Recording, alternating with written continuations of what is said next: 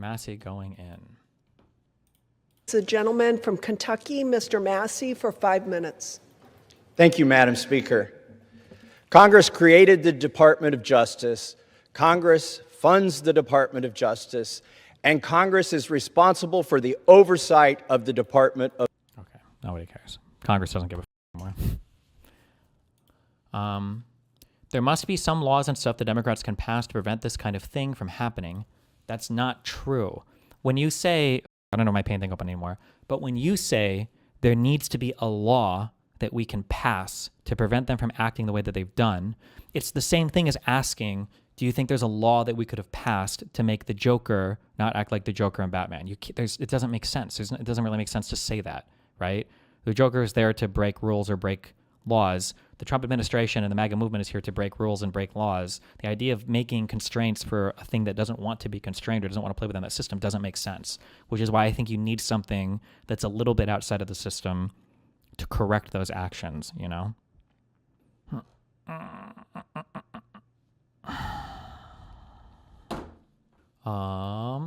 Wait, what is this? And the administration has to make its case to the American people. What did you hear? This is serious, and the administration has to make its case to the American people. What did you hear? What? Saying the situation is serious and the admin needs to justify why we're going to go bomb Iran? We're just bombing Iran again, right? We're not actually...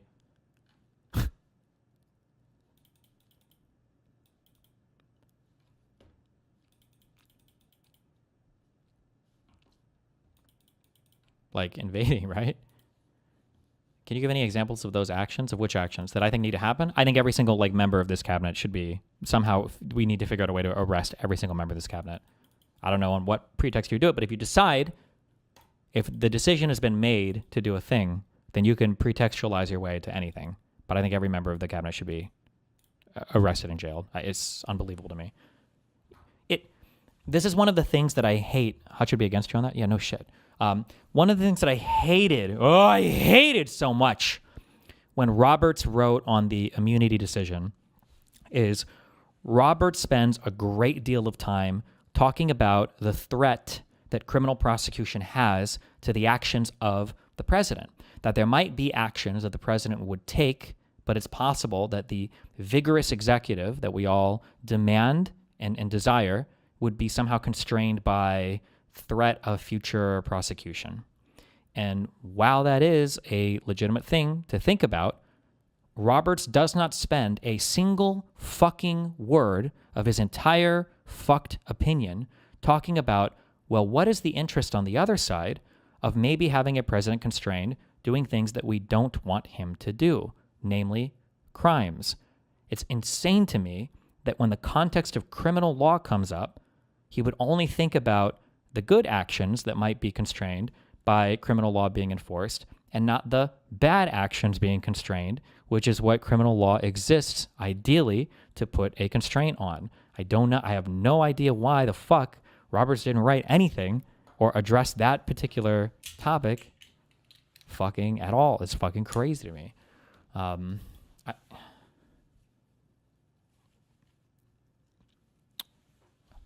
don't know. Fuck that guy.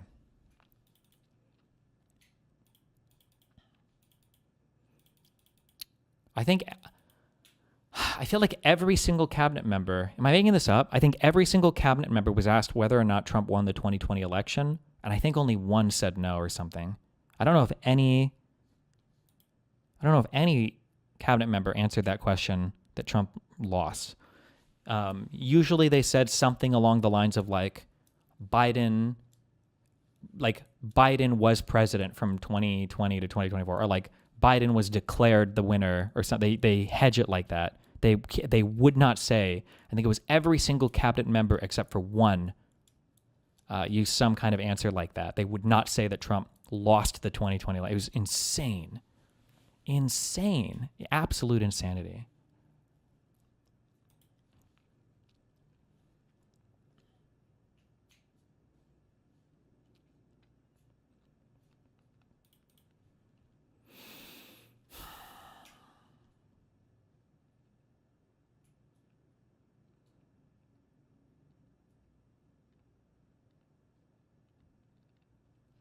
At what point do we start questioning whether democracy is actually working? Maybe we need to consider whether a stronger, more centralized kind of leadership is what people really respond to. Democracy feels like a joke sometimes. It seems like people want direction and authority. They just don't want to admit they're being led. Yeah, but the issue is like you have to be able to broaden out the context of what you're looking at. It's kind of like when a child starts crying and complaining that their life is like completely fucked because their parents grounded them for the weekend or whatever. And then usually, depending on the parents, this is when they'll bring out the whole starving children in Africa. You're lucky to be in a household where you have access to these things, to have parents that care about you, blah, blah, blah, blah, blah, right? Where it's like, okay, well, hold on. Like, and this is what I like to bring out to people who are like, Trump had to bring us back from the brink. This country was completely fucked before Trump got it. It's like, hold on. When we say democracy is failing, America is failing, our failure is like more stunning than the success of any other nation in the history of the entire planet. Like America failing was still #1 GDP in the world, despite our population being dwarfed by China and India. It's still like the leader in technology, leader in military, leader in diplomatic, community with more countries on the planet than any other major power. I don't know if you consider China, Russia major powers, or whatever. But like best educational institutions on the planet, like leading in corporate business, huge internet stuff. Like the idea that like America has failed is like, wait, in what ways? Jesus Christ! Like, talk about falling upwards. Like, I don't know. That's just crazy to me.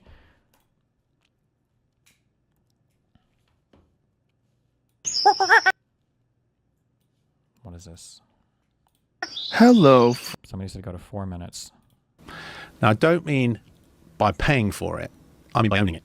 It's now my suit. It's my idea to put on a suit. I have to personalize it in some way. I have to understand a narrative that allows me to own that suit. And thereby, I put my suit of armor and I come out into the world. And guess what? I'm having a good time because I'm owning the suit. Now, this is a very rock-solid philosophy. Is this something you've ever written down? It's what? The essence of narrative. I'm a storyteller. The essence of narrative is only about this dynamic. There is nothing else in a story other than this dynamic. So the struggle between other people's perceptions and your own wants and desires and who you truly are, your significant real self. That's it. That's all there is. You tell me a story that we engaged in, that's famous, that's not about this journey. I'll give you an example. The Prodigal Son. Parable, Christian, seems religious, doesn't really make much sense. Do you know the story? Sure, but why don't you lay it out? So there's a father. He has 2 sons, an older son and a younger son. And he says to them, who wants to spend their inheritance? The younger son says, me, Dad, I'll go and spend it. And the younger son takes all the dough and he runs off and sniffs coke off strippers' tits for a number of years until he realizes this is getting pretty boring and I'm in a lot of trouble. He ends up throwing food to pigs. That's his job. And he can't even eat the food that he gives to the pigs, at which point he says, Dad, will you take me back? Dad then they don't meet. This somehow happens, not through telephones, it just happens. At which point, Dad goes to the fatty... Okay, I don't care that much about this anymore. We're good. I believe him. Whatever he said was going to be based. Okay. Desi, do you think creative justice/retribution should be a part of a Democratic candidate's platform, or is it just something they should push for after the election? I don't know.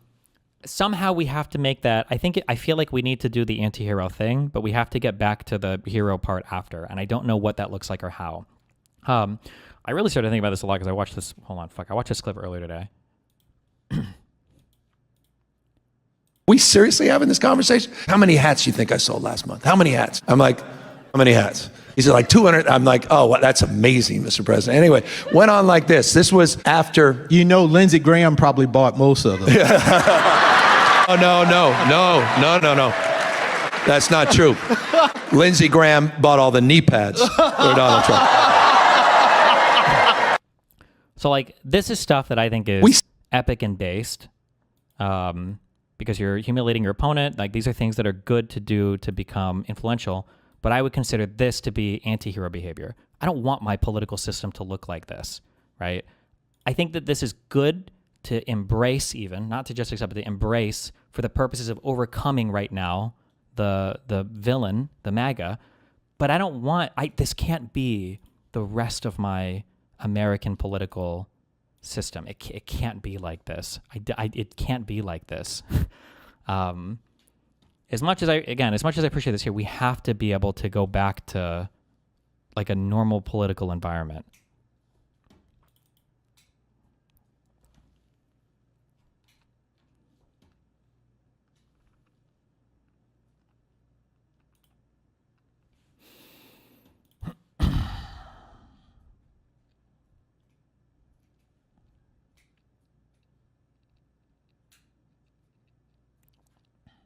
Vice isn't self-limiting, though. If Democrats push the boundaries, why wouldn't they do it again when it matters again?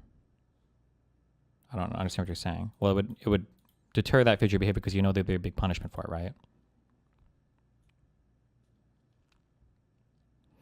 Why do we have to? What if this sort of rhetoric is the only way to win now? Well, the issue is that I feel like conservatives have gotten themselves into the positions that they're in because they've embraced this type of behavior over actual governance, right?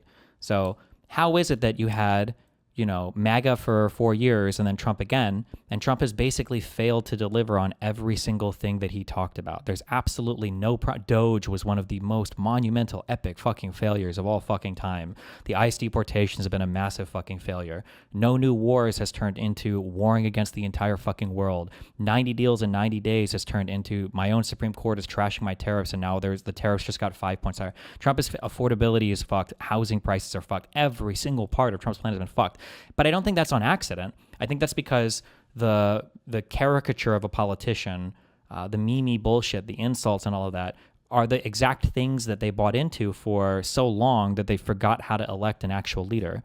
I feel like the 14 years of conservative leadership in the United Kingdom, it feels like it was a little bit similar in that, you push for all of these crazy policies, none of them will ever work, and then people start electing people for reasons that aren't just, I think you can govern really well, but it becomes reactionary to dumb propaganda, to stupid sloganeering, to people standing in front of retarded fucking buses, to like this type of you're doing this type of politics that's not geared towards actually governing your country, but it's geared towards like entertainment. Everything turns into like a WWF, WCW match.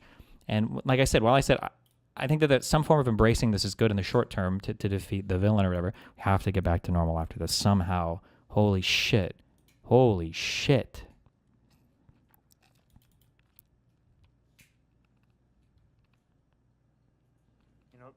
What? What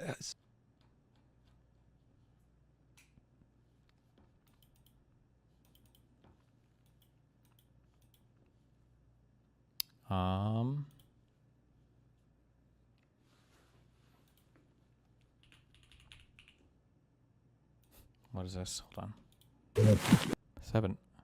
Wait, didn't we watch this 7 months ago? Why the fuck was this linked?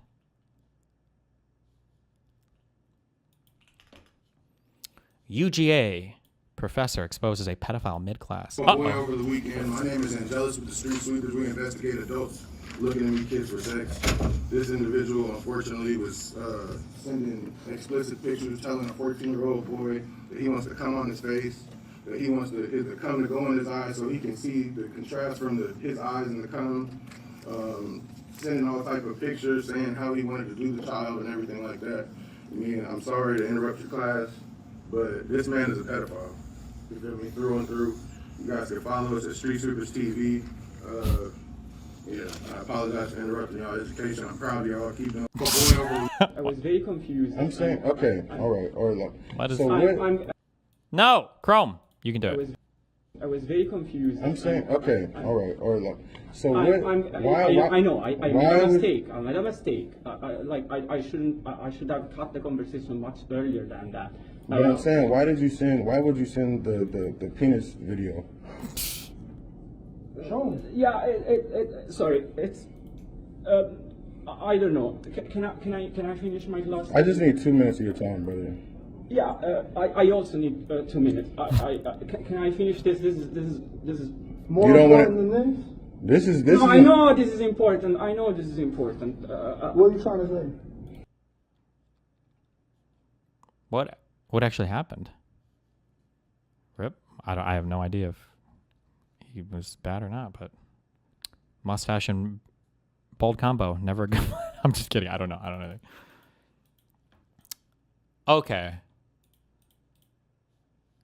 We're going through more UK stuff today. Oh my God. I've been getting big emails from fucking bonger losers. Okay. Did you guys know? I didn't really think about this when people said this. In the UK, they don't have a constitution, right? So I'm just like, okay, whatever. I don't know. I just didn't really think about that. In the UK, they can just pass any law they want, ever. They can just always do that. That's crazy. So like if tomorrow the parliament was like, we're going to make a law against like swear words, they could just pass that law. And it's just, there's like no restraint on that. They can just pass whatever fucking law they want. It's called parliamentary sovereignty. That's crazy. Why? that plus this multi-party first past the post thing, I don't know. It just feels. I feel like the. I feel like the. Am I crazy? I feel like that's not quite right. Okay, explain why I'm wrong on that. I'm curious because that's what it looked like when I was looking at, that they can just pass whatever law they want. Hold on. Part 1, bruv.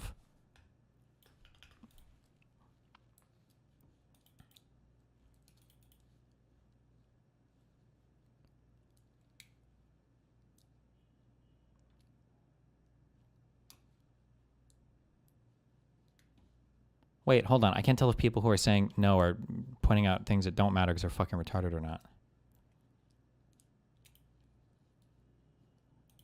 Britain and Northern Ireland does indeed have a constitution. It just doesn't exist. Okay, wait. So like this is a thing that I don't think is true, but maybe I need something deeper explained to me. Somebody said we can't pass laws that break the ECHR unless the UK was to leave the ECHR. I don't think that's actually true. I don't think that the ECHR matters except you adopted all of the ECHR things into your own legislative system. And if you want, you can just make a law that overturns any of the part of the ECHR stuff that you adopted, is my understanding of it. Is that not true?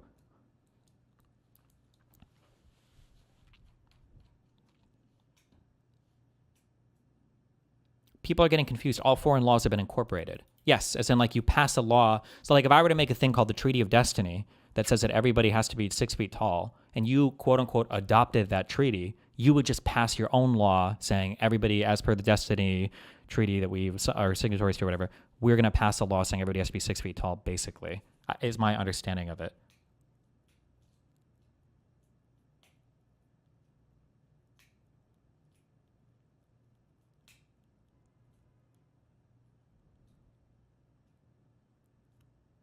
If you didn't leave the treaty, your own citizens could take... Well, yeah. Now, there's a third court. There's a higher court right now you can appeal to, the ECHR courts.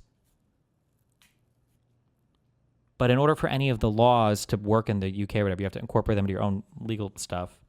Which actually, that's not even that strange of a thing, because it's probably the same for the US or whatever, I would imagine, too. Or probably for most countries, I would imagine, too. As a single document, like most other countries. Rather, the Constitution is a collection of official laws, royal decrees, treaties, legal cases, and statutes, all loosely tied together like a children's cardboard sculpture, except one that directly governs 66 million people and influences the laws that affect billions more. I obviously can't cover them all in depth, so over the next 2 videos we'll discuss what I think are the top 8 most important documents governing Britain today. And if you live in the United States or a former British Empire country, you too will probably have at least 1 or 2 of these documents copied into your own constitutions or local laws. Sorry and/or you're welcome in advance. We will start with the oldest and most influential of these documents.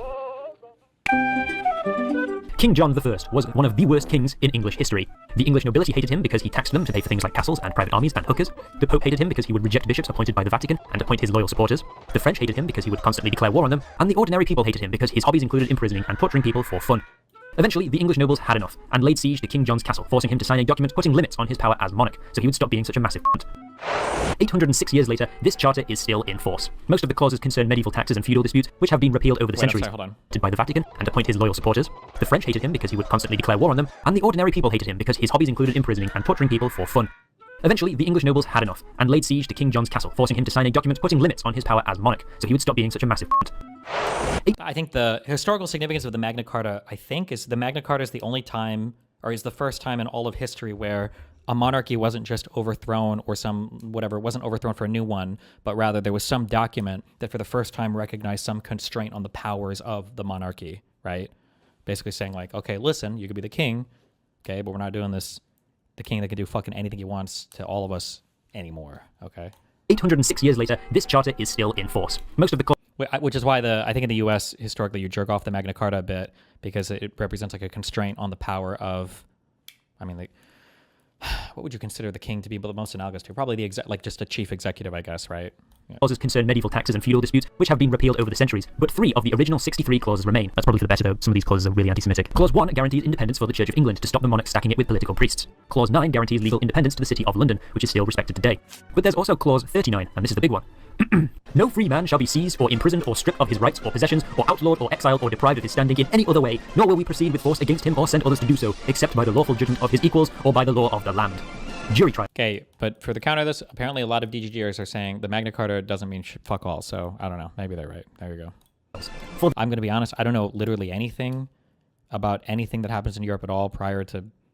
When the fuck was the Enlightenment? Was that like 1700s? I don't even know if anything even happens in this godforsaken continent before then. Fuck that. The 13th century? I think the church ran everything, and they killed witches. This was pretty revolutionary. A right to a fair trial in the age of locking up blasphemers and burning them at the stake. So revolutionary, in fact, that when the American revolutionaries after their revolting revolution set up their record of revolvers and unrestricted writing, they copied many of the Charter's provisions into their own Bill of Rights, particularly the bits about guaranteeing trial by jury and the ability to petition the king. The Magna Carta is not really a proto-constitution, despite some people saying so. It's a peace treaty between the monarch and free men, aka, lords and gentry.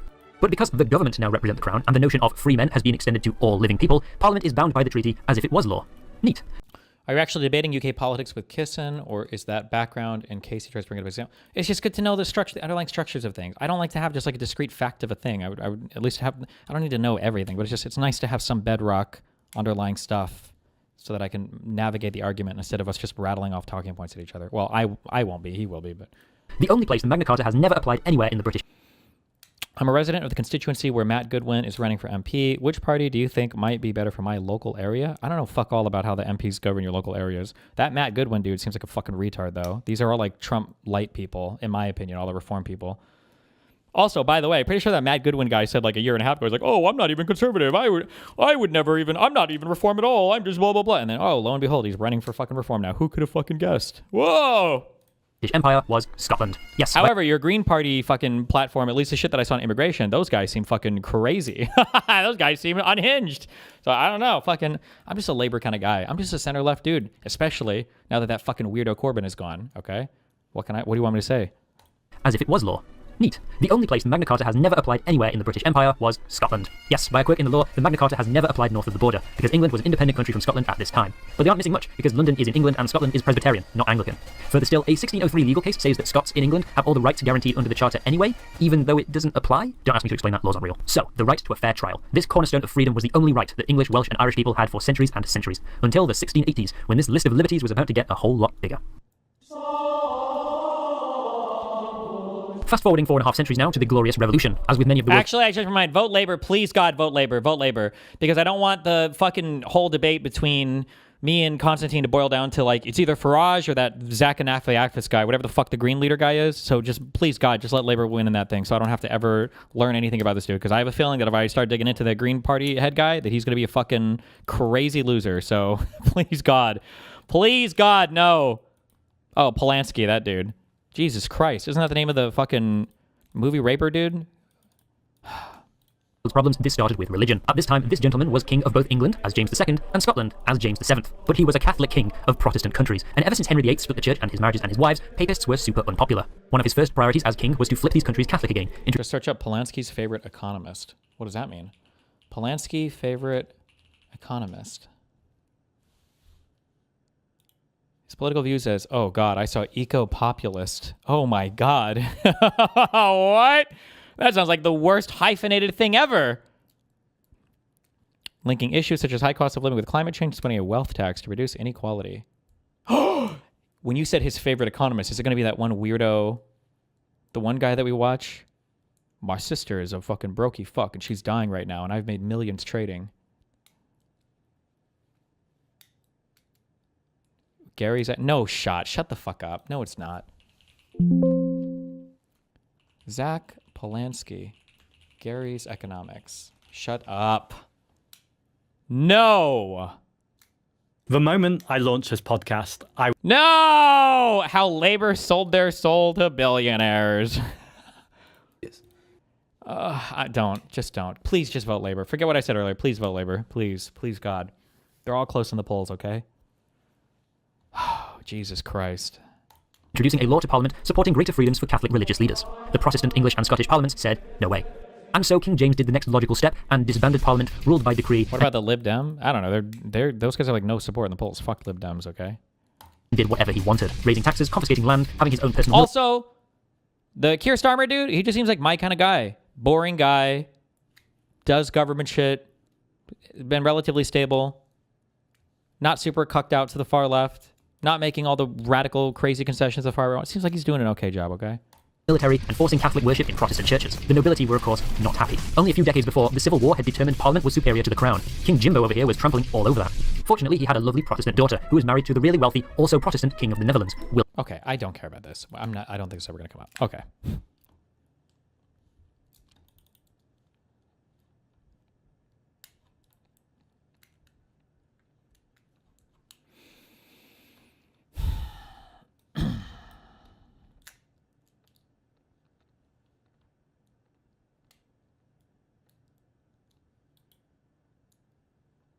Oh boy.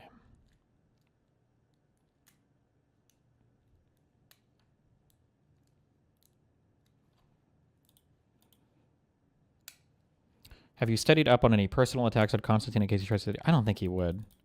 But I feel very confident on the subject matter here, so... I don't think that would happen. I would be more comfortable... I would be more comfortable yanking this back to the subject matter than trying to do just like a mudslinging contest.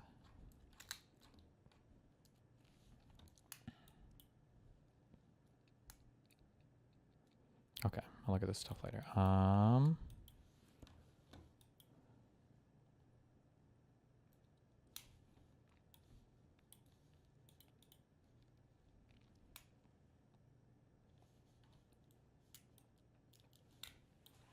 Let's see, we did a little net zero yesterday.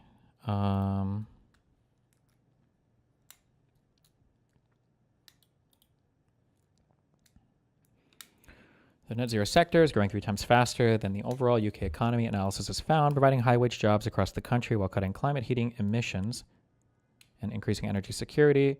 The net zero economy grew by 10% in 2024 and generated £83 billion in gross value added, a measure of how much value companies add to the goods and services they produce. To the GDP or to what? Does this also take into account like any subsidies they get, or... The analysis by the Confederation of British Industry found that 22,000 net zero businesses, from renewable energy to green finance, employ almost 1 million people in full-time jobs. The average annual wage in the business is £43,000, also £5,600 higher than the national average. The analysis showed, yes, GDP, okay. Economic growth and climate action go together. One thing I will say, and the thing that sucks is I can't argue any of this to fucking Constantine because conservatives don't give a fuck. My impression coming into all of this was that the climate change shit is kind of like a joke in the UK, and it's probably hurt them quite a bit because we get rid of like plastic straws or whatever the fuck. But it does seem like the United Kingdom has made unbelievably astounding gains in terms of actually like making progress to net zero in ways that were unfathomable to me. Like what was this? I think that they like consume on average like less than half as much energy per person as any other OECD country. The amount of energy consumption, in this country, and then especially given like the GDP, and it's per GDP per capita as well, is lower than every other developed country on the planet. They actually made like an unbelievable amount of progress in this direction. Now, is it worth it, or what are the reasons for the high energy costs right now? I guess there are different things that people are bringing up, but I'm a little annoyed because every time Constantine or other people bring up the net zero stuff, they always say like it hasn't even done anything anyway, or it's just been a massive failure. And it's like, well, that's absolutely not fucking true whatsoever. But I don't know.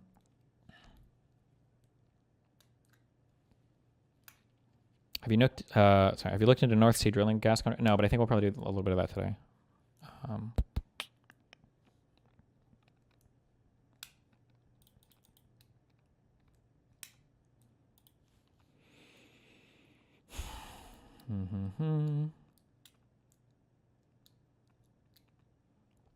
I don't know what technology looks like in terms of transmitting high amounts of energy, high wattage over long distances. I don't know if that means you just need higher voltages and then thicker lines, or if you need more lines, or what. I don't know what that looks like, what the issue is from that.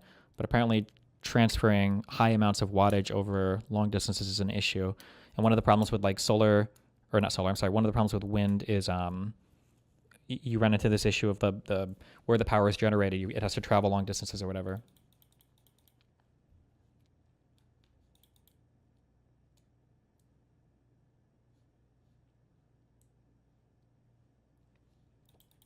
Constantine will probably argue that the UK should leave the ECHR. I have to look into this more particularly, but I think the issue is they always say they should leave the ECHR, that they should leave that just because of immigration-related stuff. But it seems like Keir Starmer has been able to bring down the immigration numbers by a substantial amount without leaving the ECHR, and that a lot of the other ECHR, like, you know, human rights stuff, has been incorporated into British law. So are they going to ditch all of that? And then also, if they leave the ECHR, there might be other negative effects because they would just have less cooperation in general with the European Council. There might be downstream negative effects of, like, are they going to be able to cooperate as much on intelligence sharing when it comes to things like terrorists trying to enter countries or asylum seekers or whatever else like that.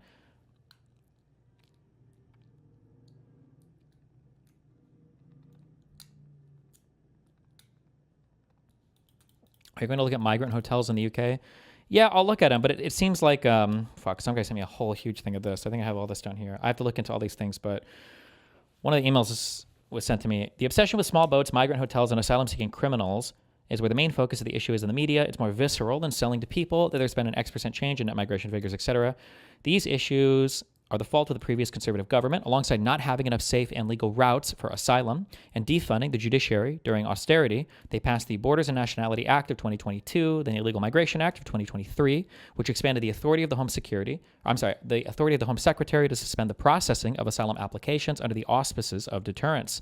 They used this power and then built a significant backlog of applicants to the point to where we don't have room to house asylum seekers, and then we had to put them in hotels. The Labour government is now processing these claims to cut the backlog, but it takes time, and they're not seeing the progress so far on illegal migration specifically that they would like to. The Tories also brought in the Rwanda plan as a form of deterrence, which they knew wasn't a real solution, but it sounded like a great policy to campaign on for their most salient issue. I don't know if this same emailer told me this or if somebody emailed me and said that apparently, I don't know if this is real or if he was being hyperbolic, but he said there were more flights to Rwanda from English politicians setting this deal up than there were actually migrants that were flown to Rwanda. So I don't know how true that is or not, but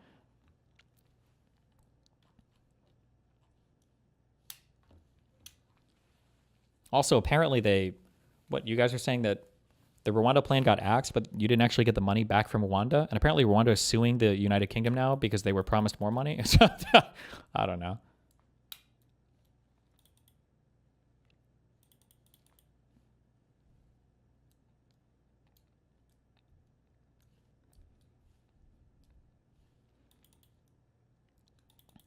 Small nitpick, but European Council is not the same as Council of Europe. Sorry, I was translating from French in my head, you fucking cuck.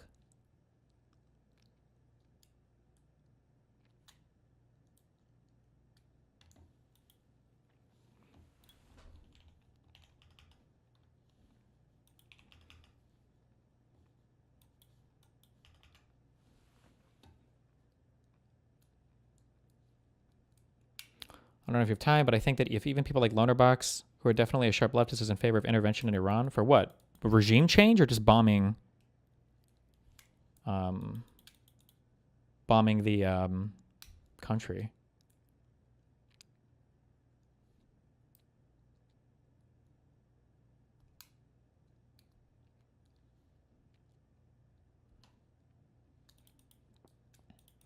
Now explain the difference between European Council and Council of Europe. I don't fucking know. Council of Europe probably sounds like the thing that has to do with the ECHR, and the European Council, is that the EU Council? Or am I thinking of the EU Commission? Fuck, you guys make some different names, you fucking losers. Like the upper chamber of the, it's like the EU Council, and then the bottom thing is your European Parliament or whatever. Would it be possible to reform the US system to a more standard European parliamentary system? Bro, the UK system sounds fucked, okay? This shit sounds fucked. I don't know if I would want this shit in my country. God damn.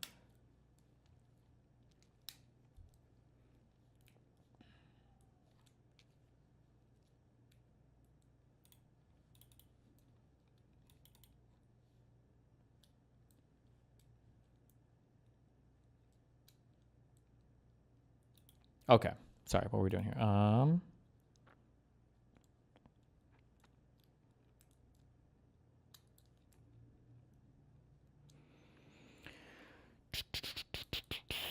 Can somebody link me? Can somebody link me where the UK gets its energy from, like on net? Like their sources of energy?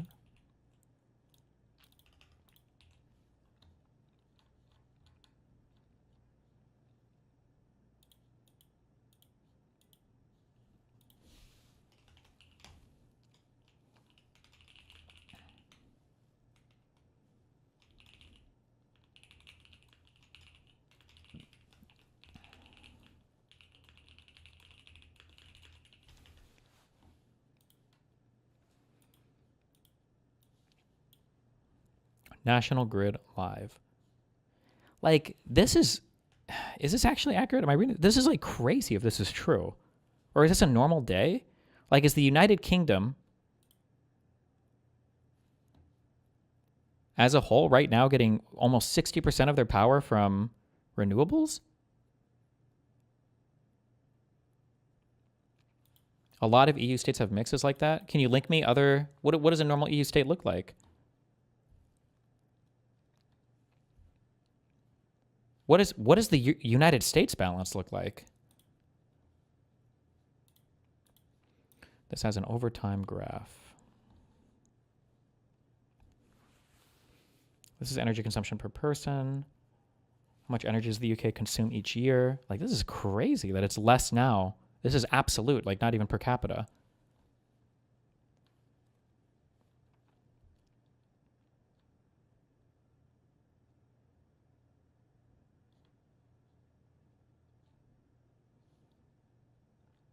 How much electricity does the UK generate each year? Total generation is down. One thing that I need to, I wish I need to know this. Is there like a quick thing on this? So one argument that I've heard an argument and a counter argument, but I don't actually know which one is correct. One argument I've heard is that energy consumption might be down per person, but the energy generated is down. It just means that people are having to be more frugal with their energy. This isn't actually good. This is like energy austerity. It's bad. But then I've heard the counter example of, well, actually, when you make, I wish I had a word besides green because it's associated with so much bad baggage right now. But when you make an energy grid more green or more smart, you're actually saving a whole bunch of energy. So however much energy you would need from coal or even from like gas or whatever, if that same energy grid had been built out for renewables and it was a more modern energy grid, just in terms of the energy you're consumed to power the exact same shit, it would be less because it's just a more efficient grid. I don't know. Because I don't have a magnitude in my head, I don't know if it's more efficient. Like, it is more efficient, but it's more efficient by 1%. Or like, it is more efficient, it's more efficient by like 30%. Like, I don't know what the I don't know what the actual answer is for that.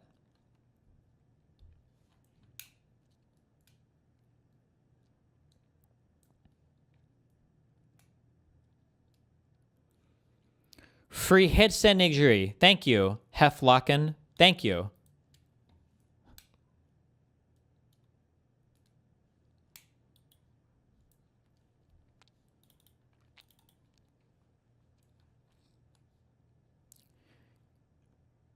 Kino clip of Mr. Speaker, can I begin by saying I hope all colleagues had a happy Christmas. It probably feels quite a long time ago now, but not for reform, of course, because today is the day that they celebrate Christmas in Russia. Mr. Speaker. Got him. Okay. Check out this website for other power sources in the EU.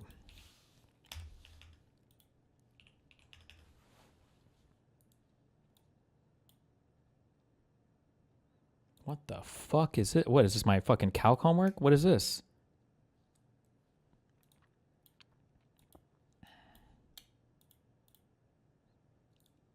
What's the difference between carbon-free?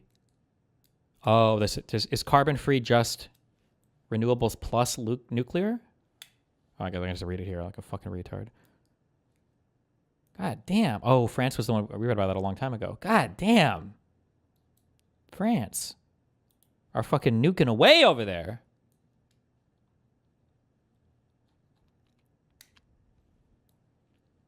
%72% of electricity available in France comes from nuclear.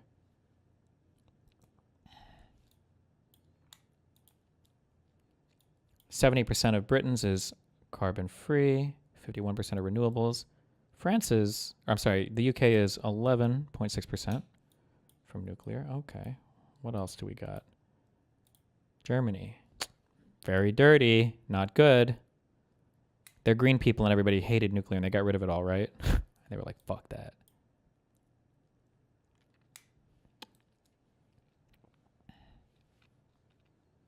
Okay. Why is South Central Sweden, why is Sweden broken up into so many different, are these like different grids or? Damn. North Central, okay. South Central would have Stockholm, right? Damn. Damn. Wait, when did Sweden, oh wait, 34, okay, wait.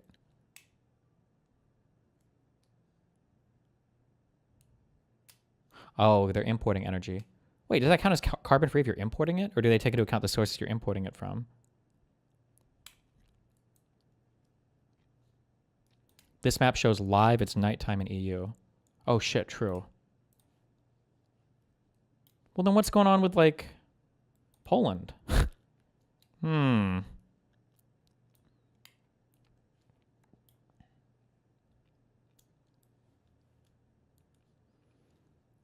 Grams of CO2 equivalent per kilowatt hour. Okay. Bottom slider for time of day. When is going to be your highest energy consumption? Is it going to be around noon or is it going to be like early evening when people are home from work? I guess I can just look at the thing, huh?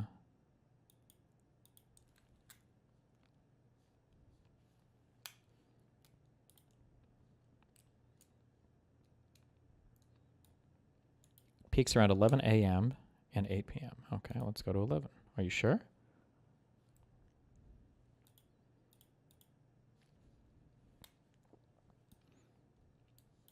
How's our boy? Oh, and then this is not going by country. These are just power grids that it's looking at. Damn, California.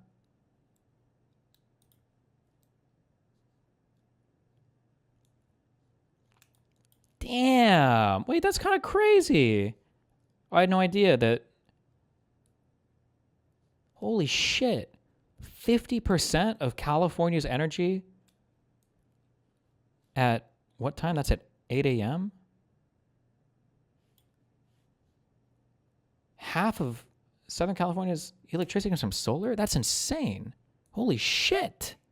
That's actually like crazy as fuck, right? This is one of the largest economies in the world, right? Like 5th or 6th.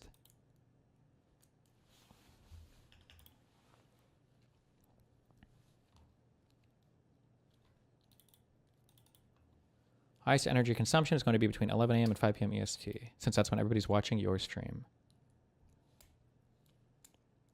Missouri, what's going on over there, guys? My Florida. Wait, where am I? I don't know who I pay my bill to. I don't remember. Is this actually efficient to have all of these like different grids? Or would it be better to have like one giant super grid? Or would that expose us more to like Skynet shit?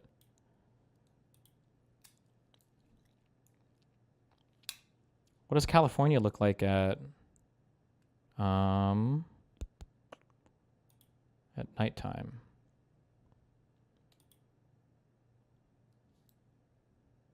Hydro, wind, and nuclear. I didn't know there was a nuclear reactor up there. Still pretty good.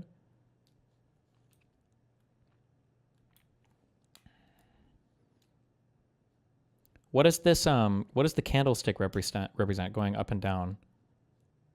Is that like the max capacity?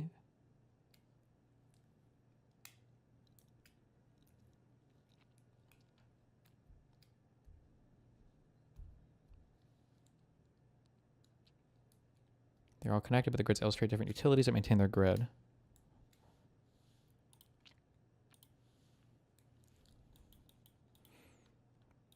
China.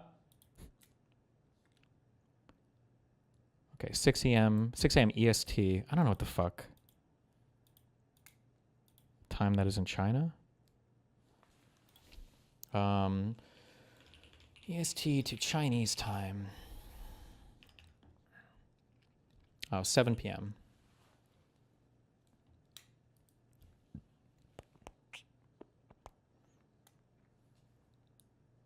Damn, they got that max coal power going. Whew, they're stuck in the early game of Factorio.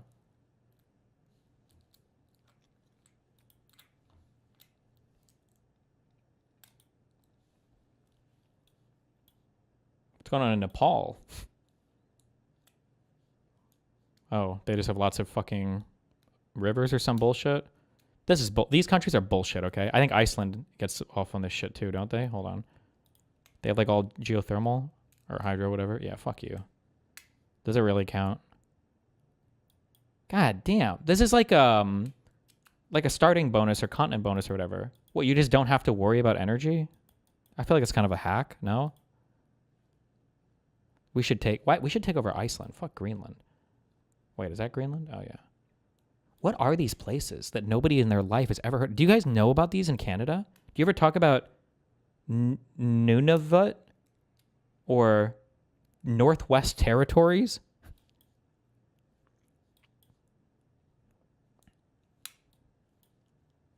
Manitoba?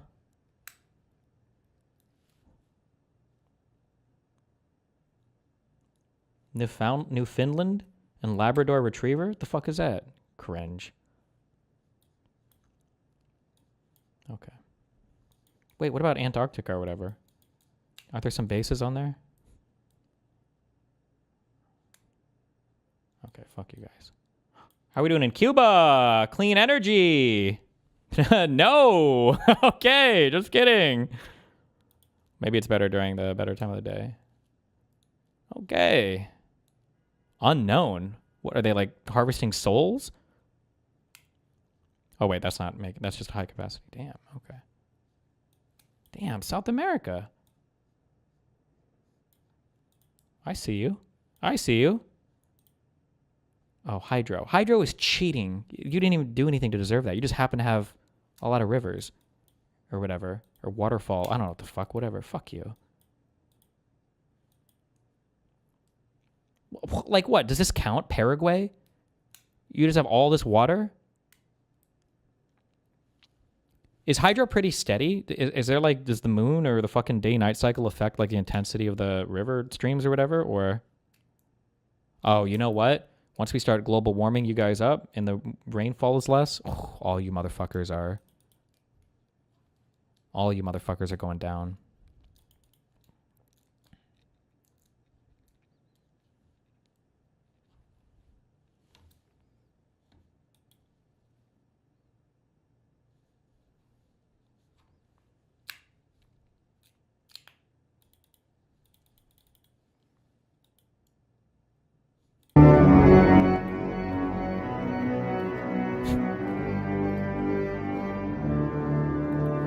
Okay.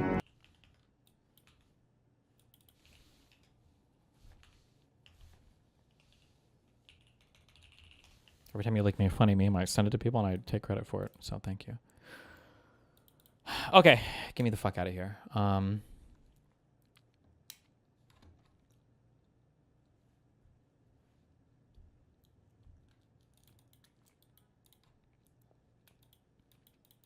Part of net zero is the nuclear framework too. Advanced nuclear framework.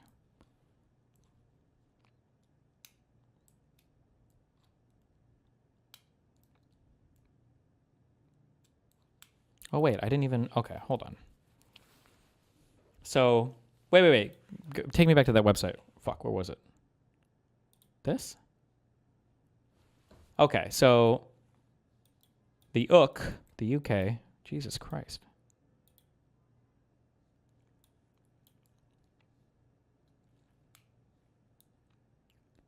Electricity flows. These are the countries that you guys are importing from, right? Okay. What is the,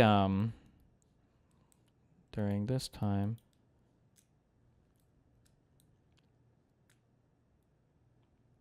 Okay, who has to get all their energy from Russia that's driving up the prices? Or does the Russian market affect these other markets? Because it looks like right now this shouldn't have too big of an impact on the UK at all, no? Is it Germany? Okay, click Germany.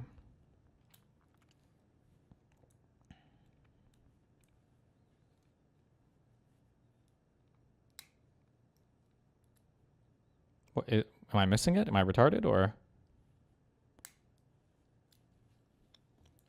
is this post 2022?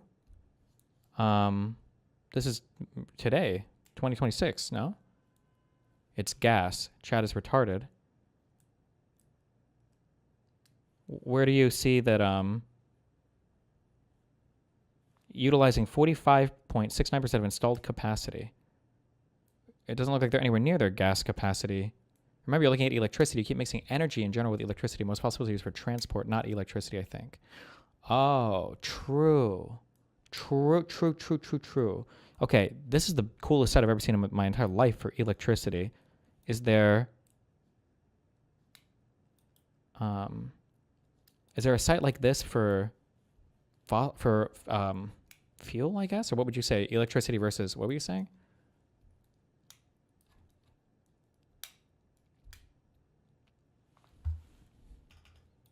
It's quite complicated.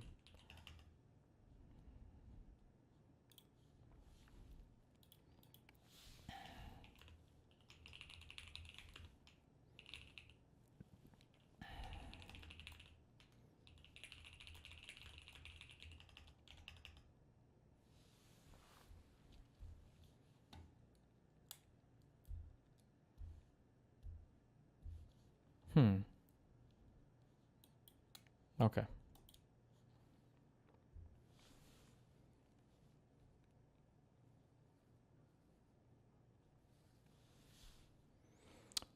What is Reform's position on, I guess, nuclear?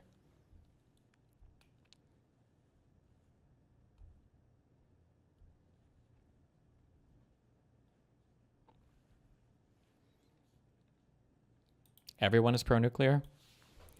Nigel Farage, nuclear.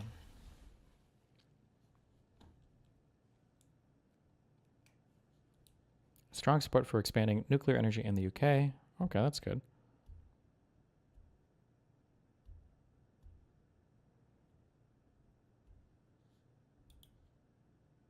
What is a pylon project? What does that mean?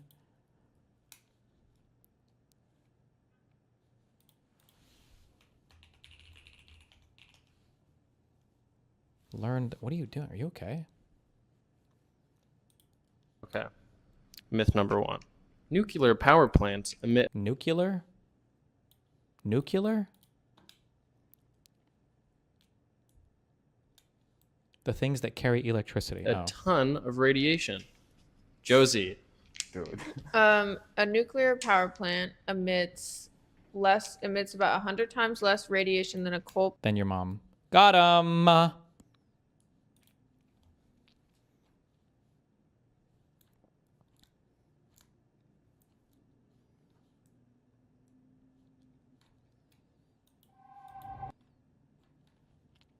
Okay, last thing on this, and then... This might look like a bunch of pipes. It does. This video isn't about plumbing. Oh. It's about this weird graph that shows all of the energy made and used in the United States in 2022. Okay. I know it looks complicated and a little boring, but bear with me because it made me realize that there's something fundamentally wrong with how we talk about energy. See, this graph has something in common with this one from Germany and China and India and Australia and basically every country on Earth. It's this part right here, and it could single-handedly reshape how we think about switching away from fossil fuels to cleaner forms of energy, like sun and wind. Because it turns out, we don't need to replace all of the fossil fuels we're burning. We actually only need to replace a third of them. Here's why. Okay. This type of graph is called the Sankey flow chart. It's a bird's eye view of how energy flows into and through modern society. Let's break down what's actually going on. The graphs measure the amount of energy at 4 different stages in the energy chain. They're called primary, secondary, final, and useful. Primary energy is the original stuff that's used to produce power, whether it's a piece of coal or the wind that turns a turbine. That primary energy is converted into secondary energy, which basically makes it transportable. That's the electricity that goes into the grid, or the petrol that gets sent to your local petrol station. When that electricity or petrol gets to you, it's called final energy. This type is going to be really important later on. And then, when you actually use it, it's called useful energy. Now, if we look at where the vast majority of our primary energy comes from, things look really bad. Despite decades of activism and investment in renewables, fossil fuels still supply 80% of the world's energy. That's a figure that people who are skeptical about renewables bring up a lot. They use it to say we're stuck with fossil fuels because it's impossible to replace them in time. Fossil fuels right now are 80% of the world's energy. All these plans involve using all solar and wind in the near future, and I think there's no evidence that's doable. Solar and wind can be a nice add-on. It can help somewhat, but it's not going to be the main supplier. We are, and for a long time we shall remain, a fossil fuel civilization. Period. Wow. But the 80% number is really only half the story. This graph also shows something that the skeptics aren't talking about very much, and that's all these grey lines. See, every stage of this process is inefficient, and some portion of the energy is wasted. It ends up in this huge section here, the fifth type of energy, which is called rejected energy. And all these flowcharts from around the world show pretty much the same thing. The majority, 2/3 of the energy we produce, is wasted. People are always shocked by the amount of what we refer to as rejected energy or wasted energy. That's Kimberly Mayfield, a research scientist who leads the team at Lawrence Livermore National Laboratory that makes these charts. Scientists here have been drawing them since the middle of the 20th century. Let me go find my oldest, dustiest one in here. There's some yellowing paper and even in the page protectors here. Let's see, we got 1970 U.S. energy flow. Look right at the bottom. You gotta see it. She says that despite the data going back over 6 decades, most people just aren't aware of how inefficient our current systems are. It's not something that you can see. It's not like there's a garbage bin where rejected energy goes into. I think that if there was a garbage bin where everybody saw wasted electrons piling up, they might really take notice and see the rejected energy and see the impact that efficiencies have, right? So what happens when we do start to take notice of all this inefficiency? Is any of this actually fixable? From an engineering point of view, it's a bit fun. That's Emma Mooney. She's an energy efficiency analyst at the International Energy Agency, one of the biggest trackers of how our modern energy systems work. It's like being a detective sometimes. Like, how can I make this better? What can I do to improve the system? Let's go back to the graph. It's pretty easy to see one of the biggest culprits is generating electricity. When coal or natural gas is burnt to move a steam turbine, the majority of that heat is lost to the environment. These are huge plants. These plants cost a lot. The equipment costs a lot, and they can be in use for maybe 20 or 30 years. So they might start off as being efficient, but by the time... Wait, is that true? That seems like our designs have not improved in any way, size, shape, or form? Really? These are huge plants. These plants cost a lot. The equipment costs a lot, and they can be in use for maybe 20 or 30 years. So they might start off as being efficient, but by the time they get towards the end of their life, they're getting more and more inefficient. And while most power plant operators claim to run 24/7, plants do need to go offline, whether for planned maintenance or due to unexpected outages, and that creates a lot of wasted energy. It takes time for the systems to warm up, and you get a lot of heat loss just in the system getting warmed up. So you can imagine you'll have a huge burner, for example, and a huge boiler. It's full of metal that needs to heat up itself before it can start getting to the temperatures that it needs to generate the electricity. So there are lots of losses. And that gets even worse when we push the electricity grid to its limits. That's called peak demand. And when we reach or exceed it, utility companies start to turn on older, less efficient plants to keep up with the demand. Even if it's only a tiny, tiny amount over what we normally use, we have to bring online some of the older plants. And when we bring online the older plants, they're inefficient, and they're not generating at their full capacity. But we're not just losing energy on this side of the graph. A lot of it, the majority in fact, gets lost when we go from final energy to useful energy. And that's because of how inefficient fossil fuel-based appliances and engines are. Think of putting your hand over a gas stovetop. Even if you're heating something up, most of the energy from burning the gas is lost as ambient heat in your kitchen. Only around 40% of that heat is actually being used to cook things. That's similar to what happens in a car engine. For every litre of petrol that goes into your tank, only about 20 to 30% is actually used to move your car. The rest is just wasted, whether it's thermal losses from the engine or to power other parts of the car's system. And when you add up all the ways in which energy gets lost, from heating your home to big industrial processes to moving all of our stuff around with trucks, we get to this crazy number at the end. Around 2/3 of the energy that goes in serves absolutely no purpose for us. Not so that good, sounds pretty guys. Bad. But in reality, this is really good news. Oh, that's because renewable good. energy generators like Just solar kidding. panels, wind turbines, and hydropower plants don't need to burn anything to produce electricity. It's not that they're more efficient, it's just that we use them straight away. So we use fossil fuels to generate heat that drives a turbine that generates electricity. When we do a wind turbine, we're skipping those first two processes and going straight to the turbine which generates the electricity. Even when you factor in the losses that come from the grid, battery storage, or hydroelectric turbines, the vast majority of the energy generated from these sources ends up becoming electricity that you can use. And something else really important would happen if we got rid of fossil fuels. All of the machines we rely on today that burn gas or petrol to work would now have to use electricity instead. Whoa. And that makes them way more efficient too. Let's take that same gas stovetop from before. If you swap it out with an induction stovetop, which wastes very little energy as heat, you end up using around 1/3 of the primary energy that a gas stovetop uses. How about switching to an EV? Well, they're now using around 90% of the energy that goes in to move your car. And some electric options, like heat pumps, are able to do 3 or 4 times as much work for the same amount of primary energy used as their fossil fuel-based alternatives. If we had to replace all our current energy use with renewables. That's how you know you're in poverty Europe, is when you step into even middle class houses and they have these stupid fucking things along the wall. That's when you know you're going to be fucking freezing that night. Fuck! Work for the same amount of primary energy used as their fossil fuel-based alternatives. If we had to replace all our current energy use with renewables, I really would be very pessimistic. Look at all the Europe's fucking spamming question marks, okay? Like, it's not ordinary for... Even our trailer trash homes have fucking central heating and heat pumps and all that. Oh, God. Fuck you guys. Oh, Europeans soying out right now. What, mate? You don't turn on the heaty-weedy boiler when you're trying to get the hotty-waddy air through your house? We can replace half our current energy use with energy efficiency, and then the other half with renewables, then it looks a whole lot easier. That's Nick Eyre, an energy and climate policy researcher at Oxford. He wrote a paper in 2021 that worked out how much energy we would be using in a fully electrified society. People have done it for individual bits of the transition, but no one had been stupid enough to try to plough through world energy statistics and do the whole lot. What he found was that we would be saving a lot of energy. In fact, we need about 40... What is the radiator thing just for show? No, the radiator's not for show. The dial on the radiator is for show. So what Europe's will tell you is they've got this retarded fucking dumbass heat pipe that probably came from an old computer that they don't use anymore, okay? Because in Europe, all the shit is like 10 years old anyway. And what happens is there's some dial over here, and supposedly as you turn it up more, there's gas or fire or some bullshit goes through this, and it's supposed to heat the pipes up that heats your house up. The reality is, though, this never really gets that hot ever. Every European, this is really funny. Go into your European friend's house, okay? Put a blindfold on them, all right? And then put like a PVC pipe like next to the wall, and then they're going to have something in their bathroom that's made of metal that all of their nasty, wet, moldy towels are hanging on. They call this thing like a heater or whatever, right? Give them a PVC pipe here, Have them grab that, and then have them grab the metal. Say, which one is warmer right now? Because these things also, they never heat up. They never get warm. Nothing is hot in Europe. Nothing is cold in Europe. Okay? It's all just whatever the fuck nature provides. But they put these little illusory pipes and radiators and metal things or whatever that are sticking out of the walls. They put them around, and they pretend that they're actually doing that. They're not. Go to your European friend's house, walk into the bathroom, find their towel hanging on whatever stupid thing they have here. Go, mate, why is your towel still damp? And they'll go and they'll touch it. Be like, oh, I don't know, it feels dry to me. Because that's just how they live. 40% less final energy than we currently do. And remember, that's this side of the graph, not that side. The switch to renewables involves a switch to electricity, which helps energy efficiency. So you've got this synergy between efficiency and renewables. So it's not just half doing one, half doing the other. When you look at the whole system, that the two halves sort of help each other. It's easy to feel like we're moving way too slow when it comes to transitioning away from fossil fuels. But if we shift our thinking away from the amount of stuff we need to put in to the amount of stuff we need to get out, the picture looks a whole lot less bleak. Switching to renewables gives us a lot more bang for our buck. How do you dry your towels? In America, we just hang them on our non-heated, not anything towel racks, but because we have air-conditioned, wonderfully, atmospherically perfected air inside of our homes, the moisture naturally wicks away into the air and then is carried off into the outdoors with our superior central heating and air systems that maintain the perfect level of humidity at all points in the day inside of our homes. And that means we have to electrify most of the things we do, which makes those things less energy intensive in the first place. And for a lot of us, there's not much we can do individually to change where we get our primary energy, but focusing more on how to efficiently get what we need is something that everyone can do. So the next time you hear climate skeptics say it's simply too difficult to switch to renewables, and that we simply have to depend on fossil fuels for the foreseeable future, think back to this graph. So what do you think? Is getting rid of fossil fuels easier than it seems? Let us know in the comments below. Wow, that sounds so easy. Let's just replace all of it. Okay. All right.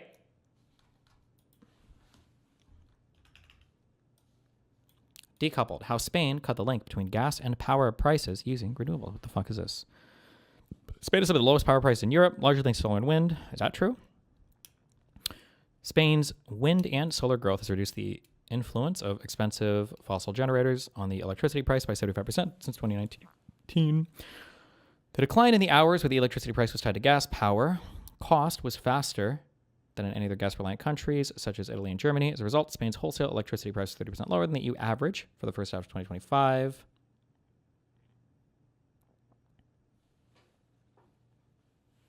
Spain remains reliant on gas for grid services, the cost of which doubled since the April 28th blackout. These services accounted for 57% of the electricity price in May of 2025, up from an average of 40% in the year.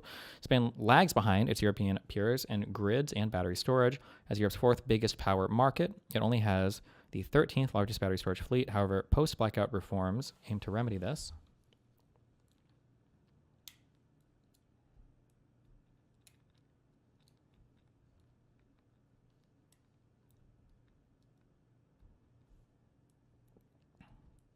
Despite having the third largest gas power fleet in the EU, the country experiences the lowest impact of gas on electricity prices among these gas-heavy European countries. And European power markets, the most expensive generator operating to meet demand, typically fossil gas or coal, sets the hourly wholesale electricity price. When the generation from lower-cost technologies like wind and solar grows enough, it displaces gas and coal, and fossil power determines the price less often. Thanks to strong solar and wind growth, this fossil displacement is already happening in Spain. Okay, whatever. All right. Okay. You can't tell me you support Keir Starmer after this. UK government announces ban on incest simulation in porn. What the fuck does incest simulation mean?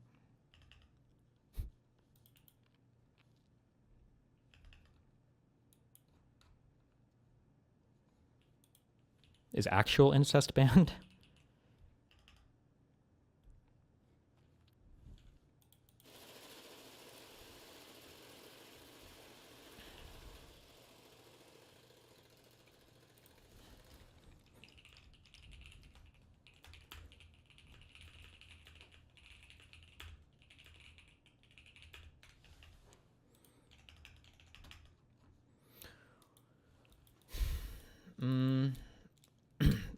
Okay.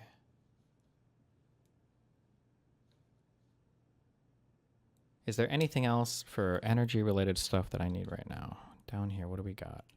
Oh, what is this North Shore oil drilling shit that... Well, now, after reading all this, now this seems like it's kind of shit, no? What is it? North Sea oil drilling, Britain...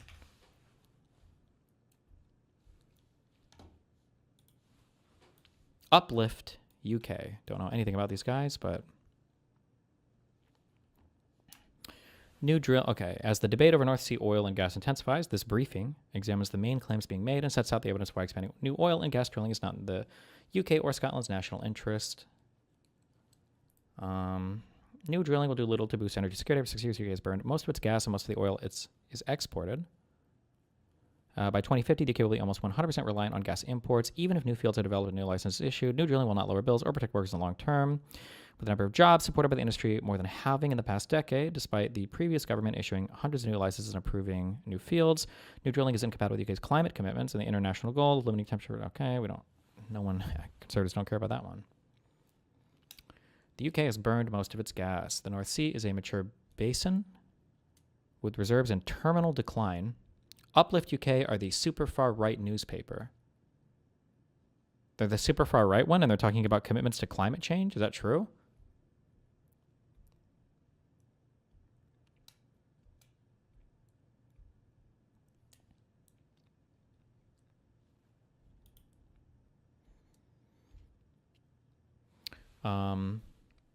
Most of what's left is oil, roughly 80% of which is put in tankers and shipped overseas, therefore doing very little to contribute to our energy security. After 6 years of drilling, the UK has burned most of its gas. Industry claims that half of the UK's oil and gas demands could be met from the North Sea are extremely misleading. They are based on a no-constraint scenario, which the industry itself admits is considered to be beyond realistic assumptions. It would require massive tax breaks, bigger even than today's generous allowances, sustained high oil prices, which hurt consumers and are anyway unlikely, with oil price forecasts to stay low in the foreseeable future, and major industry changes, which are highly improbable given the declining nature of the basin.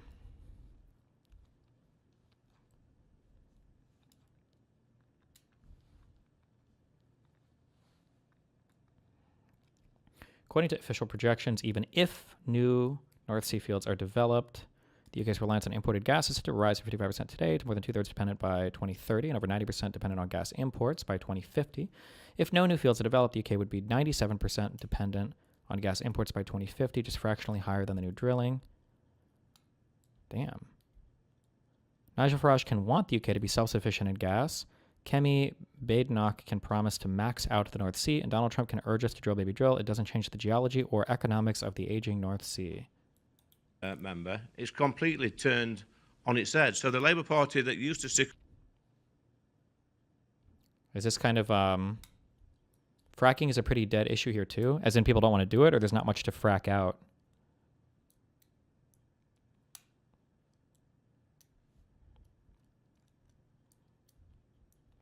People don't want fracking?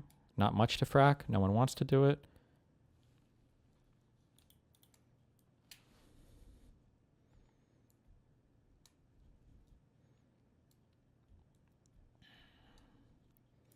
Give me your current UK take on why Constantine's saying the UK didn't fuck up by going full net zero. I don't know what the sentence means. Destiny, give me your current UK take on why Constantine's saying UK didn't fuck up by going full net zero. I don't even think I can't translate that sentence. Destiny, give me your current UK take on, and you want the UK take on why Constantine saying the UK didn't fuck up by going full net zero. Does Constantine say the UK did not fuck up? I thought Constantine hates net zero.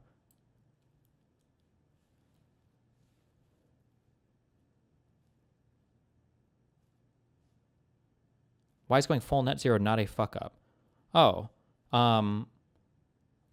I guess my premature takeaway right now is that it seems like all of the upgrades and the pursuit of renewables and other forms of energy generation have helped the UK economy in some ways, and that it's a big industry right now. They're getting a lot of jobs and everything there. It seems like the alternative pursuit of just mass drilling and trying to do their own energy is never going to be possible anyway. So no matter what, they're always going to be relying on import markets from other countries. Regardless, there's literally no way it's even possible for them to create their own fossil fuel industry that will meet any of their rising energy demands. And then if you care about things like national security or whatever else, it seems like, I mean, it doesn't get much better than being able to generate most of your energy from renewable resources that are somewhat decoupled from energy imports from at least scary places like Russia. But that's my preliminary takeaway right now.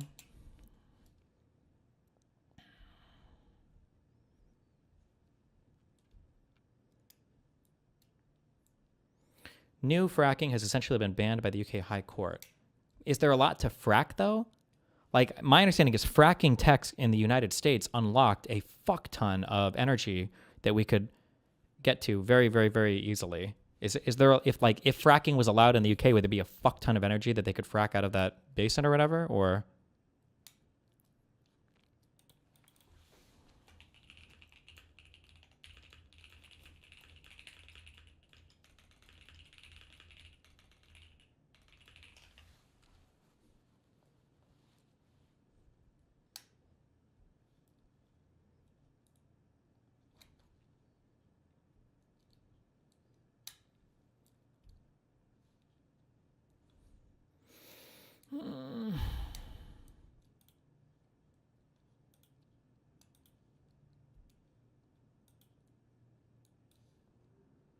okay, I'll read this next. New drilling is a bad deal for UK taxpayers. North Sea oil and gas is increasingly uneconomic and an unattractive prospect for new investment without generous tax breaks. Former BP CEO Lord Brown has said, "It is hard to believe that finding and developing the very limited oil and gas resources that remain will be economic. For years, the UK has presided over one of the most generous tax regimes for oil and gas, leading to major oil companies paying negative tax. In 2024, Shaw reported a negative UK tax figure of £12.5 million. Does that mean they got that money back? While posting global post-tax profits of £18 billion. Based.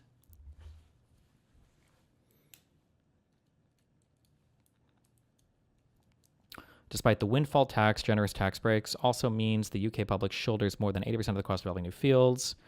In the case of Rosebank, the UK's largest undeveloped oil field, assuming a base case scenario with a long-term average oil price of $70 a barrel, Rosebank could result in a net loss of over £250 million to the UK Treasury, while the field's owners Equinor and Ithaca would earn £1.5 billion in profit. Jesus. We'll just post these in here and assume they're correct.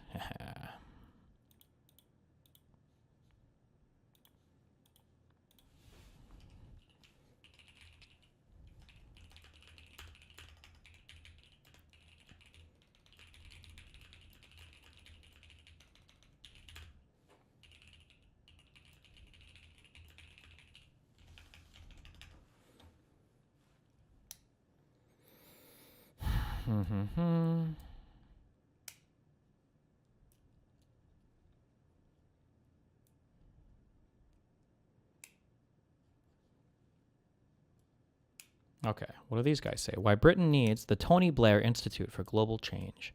Why Britain needs an energy strategy reset. The most effective contribution that the United Kingdom can make to tackling climate change is to reset its energy strategy. It's not a departure from the UK's commitment to reach net zero by 2050, but a recognition that delivering it will depend on building an energy system that is affordable, reliable, and capable of supporting electrification at scale. Energy policy is not an objective in itself. It is an example of infrastructure policy. Its purpose is to provide the power needed for homes, industry, transport, digital infrastructure, and the next generation of energy-intensive technologies from AI to advanced manufacturing. And it needs to be available at a cost that households and businesses can afford with the level of reliability that society expects. As it stands, a single organizing mission sits at the heart of the government strategy, Clean Power 2030. The objective is to decarbonize the electricity system as far and as fast as possible within this decade. Success is being measured in gigawatts contracted and projects approved, with progress measured against a headline delivery target. This is February of 2026, 11 days ago, so this is very recent. That framing makes the strategy legible and mobilizing, of course, but it also restricts the definition of success. This narrow focus on whether power is clean means, as Sim's law said, is whether it is cheap, secure, and capable of powering a modern economy. There's no question that Clean Power 2030 has been implemented with discipline and consistency. The problem comes down to what the system is being asked to optimize for. Policy success is measured by proxies rather than the outcome that ultimately matters: abundant, affordable electricity that sustains growth, enables electrification, and maintains public consent for climate action.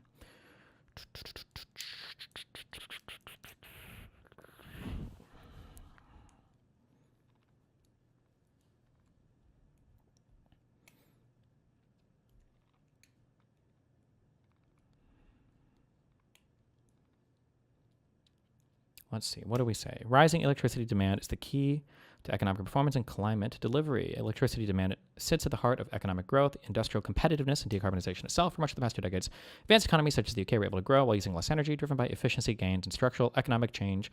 Its final energy consumption peaked in 2001, while electricity demand has declined by about 25% since 2005. The rise of AI. Electricity is fundamental to the AI era. Wow. Because many of the ingredients required to be a serious global player in the AI area, but cheap and available electricity is the critical constraint. While the UK should not aim to host all of the compute capacity needs domestically, the government's plans still envisage that the country will need more than 6 gigawatts of domestic data center capacity by 2030.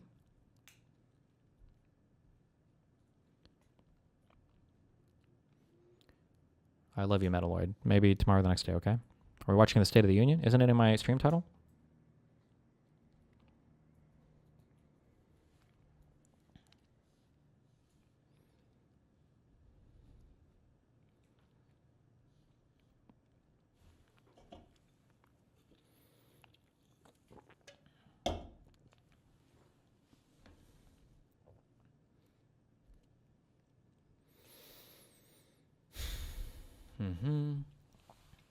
For much of the past decade, renewable energy costs fell rapidly. Policymakers have grown accustomed to a world in which adding clean energy or clean capacity reliably reduces prices, and where scale alone can be relied upon to deliver affordability. The reality now is that the cost of creating new clean power has risen across much of the system. Inflation, higher interest rates, constrained supply chains, and global competition for key components have pushed up capital costs, as is evident in the upward trajectory of strike prices at offshore wind auctions in recent years. In 2019's allocation round 3, offshore wind cleared at the lowest prices recorded, about 55 pounds per megawatt hour, based on 2024 prices. By contrast, allocation round 5 in 2023 failed to attract a single offshore wind bid, as no project could be delivered below the administrative strike price. Is this a strike price to buy energy or to do new capital investment for new plants to generate power?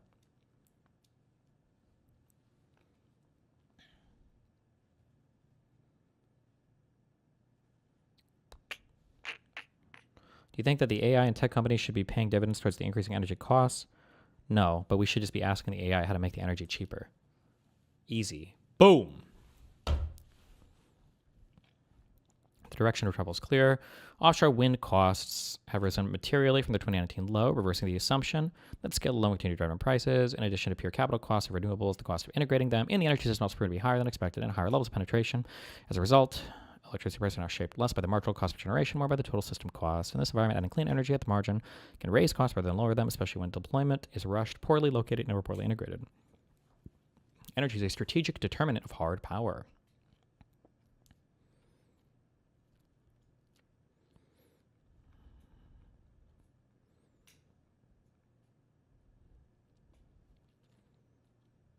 When Farage talks about getting rid of net zero or whatever, is Farage talking about abandoning like any new green energy investment? Or what is his position, I guess, on this? Or what is the reform position on...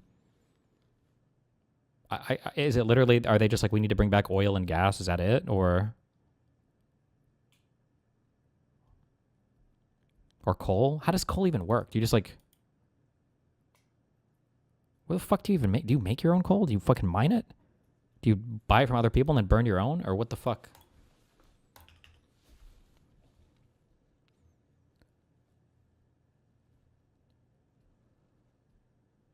All of the above. You can eat it. Santa Claus. What about that guy? Richard Tice pledges to end net zero madness.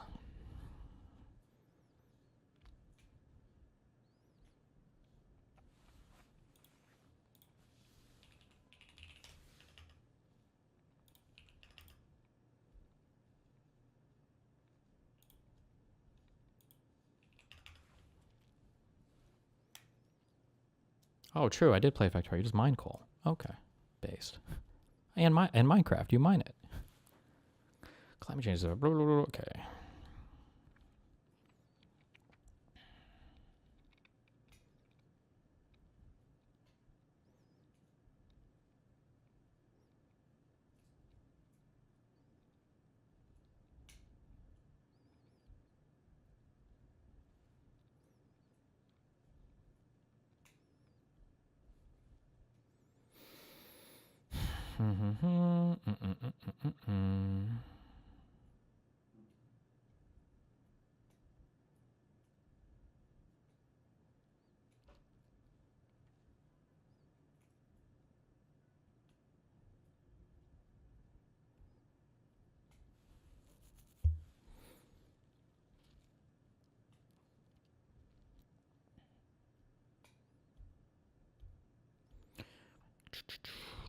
Additional group needed.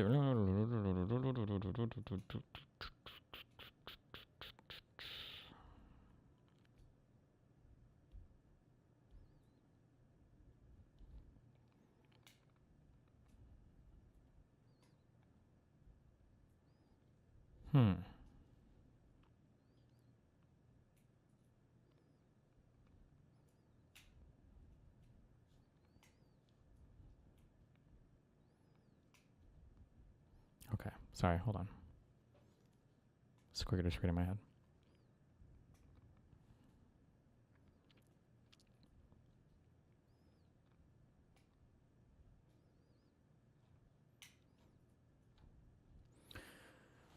What do they say about utilizing the North Sea? A cheaper power objective requires realism of the wider energy system, including fields that are already embedded in it. North Sea oil and gas will not materially reduce UK electricity price, and they should not be defended on that basis, but that does not make them irrelevant to an energy strategy grounded in economic and political durability. The UK has been a net importer of energy since 2004, after decades as a net exporter powered by North Sea oil and gas. North Sea production peaked in 1999 and has since fallen by about 68%. As reserves have matured and investment has lagged, there's no doubt the North Sea is in decline. In 2022, the UK replaced only 3% of production with new reserves, but current policy is accelerating that decline beyond what is economically necessary. The energy profits levy, known as the windfall tax, raised the effective tax rate on oil and gas producers to 78%, swung the highest globally.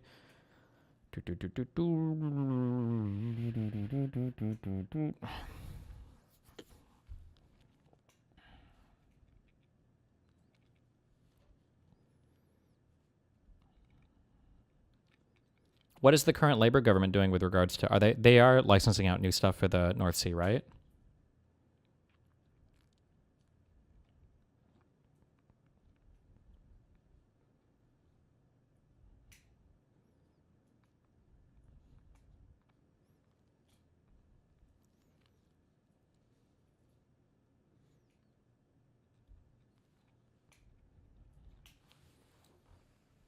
Okay.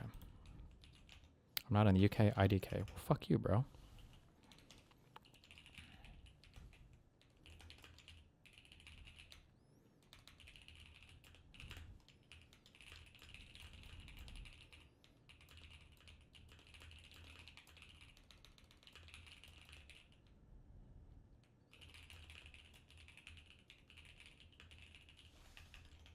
Labour has banned new oil and gas licenses. Oil and gas license, United Kingdom. I'm not a robot, I swear.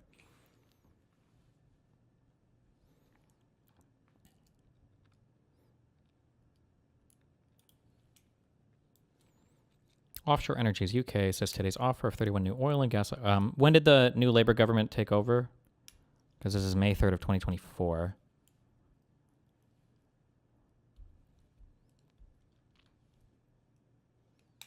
Google the North Sea Jobs Service. North Sea Jobs Service.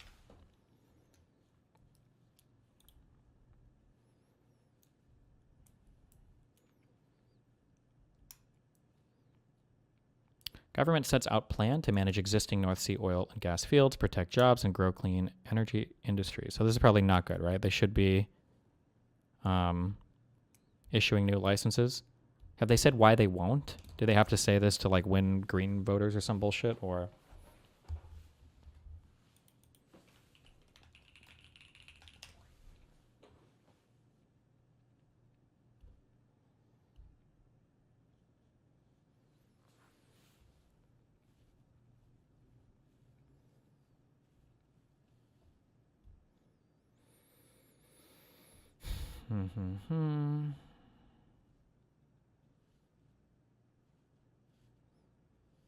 This plan implements the government's manifesto commitments to manage existing fields for the entirety of their lifespan and to not issue new licenses to explore new oil and gas fields. Why?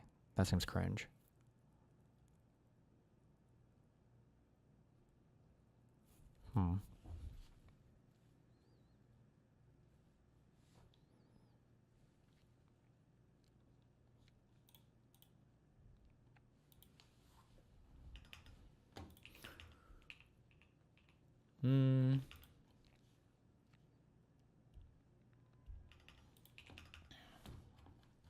Okay.